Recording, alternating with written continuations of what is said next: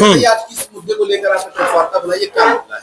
देखिए, गोरखपुर विश्वविद्यालय का एक होनहार विद्यार्थी आयुष मिश्रा, जो ओवरऑल सभी पेपरों में 78% नंबर पाया है, उसको एक पेपर में साजिश करके क्लासिकल मैकेनिक्स में रिटन में 75 में 34 नंबर दिया और इंटरनल परीक्षक ने 25 में 1 नंबर दिया। गोरखपुर विश्वविद्यालय के ऑर्डिनेंस में ये प्राविधान है कि केवल अटेंडेंस पर जिसका 75% होगा उसको 5 नंबर मिलेगा, लेकिन इस बच्चे को 1 नंबर दिया गया। इस बच्चे के भविष्य को बर्बाद करने की सुविचारित आपराधिक साजिश थी। इस साजिश का मुख्य किरदार विभागाध्यक्ष था, आंतरिक परीक्षक था और क्लासिकल मैकेनिक्स का परीक्षक था। इन तीनों को बर्खास्त कर उनके खिलाफ सुसंगत धाराओं में एफआईआर करने की मांग करता। मामला क्या हुआ था इसमें? उसके पिता की मृत्यु भी हुई है। उसके वो जब आया मेरे पास वो लड़का आया था 28 तारीख को, 28/8 को आया और मैंने तुरंत वाइस चांसलर को पत्र लिखा, उन्हें फोन किया और बताया कि इसके साथ अन्याय हुआ है। उन्होंने कहा मेरे पास भेजे, मैं इसकी मदद करती हूँ। जब वो गया वीसी मैडम के पास, पीसी ने विभागाध्यक्ष को फोन कर बुलाया तो उसने कहा कि हम इसमें कुछ हो नहीं सकता है। 2 दिन बाद फिर विश्वविद्यालय प्रशासन की तरफ से फोन गया उसके पास कि तुम आ जाओ, तुमसे बात करना है। वो अपने पिताजी को लेकर आया और उसके पिताजी के साथ बहुत बदतमीजी और बहुत दुर्व्यवहार किया विभागाध्यक्ष ने। विभागाध्यक्ष का नाम मत जानिए, मृतक का नाम जानिए। उसके पिता का नाम है मुरलीधर मिश्रा और मुरलीधर मिश्रा वहीं हार्ट अटैक हो गया, गिर गए। सबसे पहले तो उसका पीसीआर करना चाहिए था, उसे अस्पताल ले जाना चाहिए था, लेकिन मानवता शर्मसार कर दिया विभागाध्यक्ष ने। उसने अपने कमरे से बाहर सड़क पर डेड बॉडी को रखवा दिया। काफी देर बाद एम्बुलेंस आई, एम्बुलेंस सीधे अस्पताल ले पहुंची, जिला अस्पताल ने मृत घोषित कर दिया। विभागाध्यक्ष ने कहा कि इसकी डेड बॉडी कोई देखने न पाए और इसको लॉक करो अंदर से, इसके घर ले जाकर के ये इसका लॉक खुले। तो इस प्रकार से ये तीनों अपराधी हैं, जिम्मेदार हैं, उसके आयुष मिश्रा के पिता के हत्यारे हैं और जो हत्यारों के खिलाफ कार्रवाई होनी चाहिए वो सुसंगत। मेरा पैड मेरी चिट्ठी पहुंचा लेके तो उस भड़क गया, कहा नेतागिरी करते हो, तुम्हारा करियर खराब कर दूंगा। दुश्मनी क्या है? छात्र पीछे कोई दुश्मनी नहीं होती है। वो छात्र जब बेगार नहीं करते हैं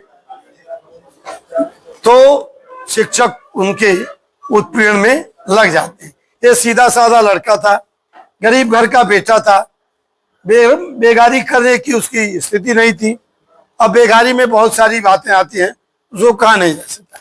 जो विभागाध्यक्ष है, अब इसकी नियुक्ति फर्जी है। इसकी नियुक्ति को इसने और नहीं देखी, अपने पत्नी का भी फर्जी डॉक्यूमेंट करा के माध्यमिक स्कूल में प्रिंसिपल बना दिया। 2018 में इतिहास विभाग में अयोग्य रिश्तेदार को, जो पढ़ाई से दूर थी, दिल्ली रहती थी, अपने बच्चों की परवरिश करती थी, कोई योग्यता नहीं थी, योग्यताधारियों को दरकिनार करके और अपने करीबी रिश्तेदार को नियुक्ति करा लिया। तो ये सब फ्रॉड।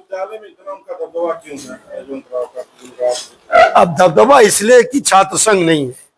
छात्र संघ होता तो उस पर विश्वविद्यालय प्रशासन पर अंकुश लगता, व्यवस्था ठीक ठाक चलती। अब समय आ गया है कि सब लोग संगठित हों और आपसे भी आग्रह है कि आयुष मिश्रा के पिता के हत्यारों को जेल भेजने में जो मदद कर सकते हो वो करें, ये मेरी आपसे अपील है।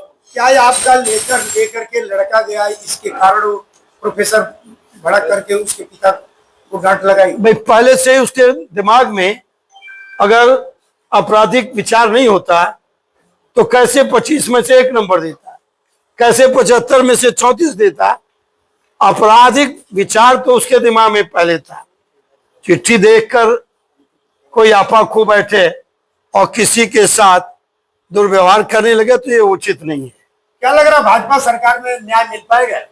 न्याय के लिए लड़ना मेरा काम है और जब तक अंतिम तक लड़ूंगा जब तक उसको न्याय नहीं मिल जाएगा।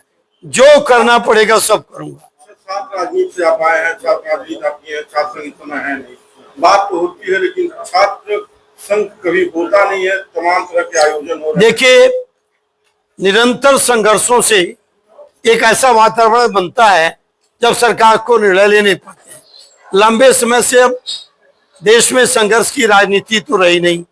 विद्यार्थी आंदोलन जो लोकतंत्र की नर्सरी था वो बंद हो गया, तो लोकतंत्र की नर्सरी बंद होने से जो प्रतिकार की शक्ति युवा पीढ़ी में होनी चाहिए वो नहीं है। इसी वजह से सब दुर्दिन देखने पड़ते हैं। एमएलसी साहब, एक सवाल है कि क्या मैडम के ऊपर जो कुलपति है उनके ऊपर भी एफआईआर की मांग करेंगे? आप विधानसभा में भी उठाएंगे क्या? विधानसभा में तो उठेगा, लेकिन मैडम तुमने तो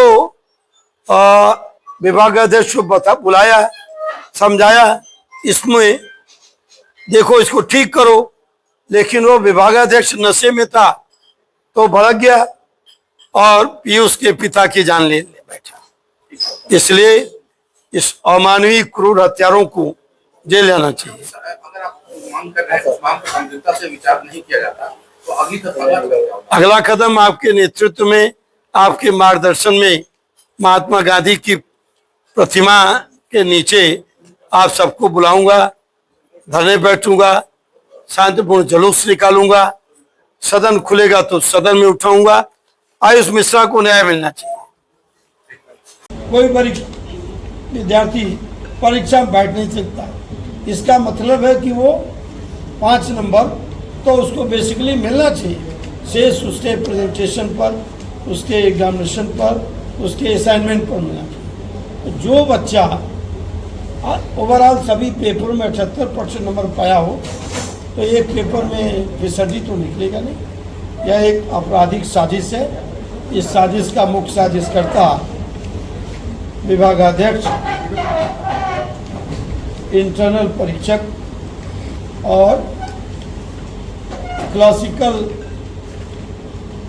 मैकेनिक्स के परीक्षक हैं। इन तीनों को बर्खास्त करने जेल भेजा जाए और इन 2 क्लासिकल मैकेनिक्स और इंटरनल की परीक्षा, पुनर्परीक्षा कराकर इस बच्चे का जीवन बचाया जाए।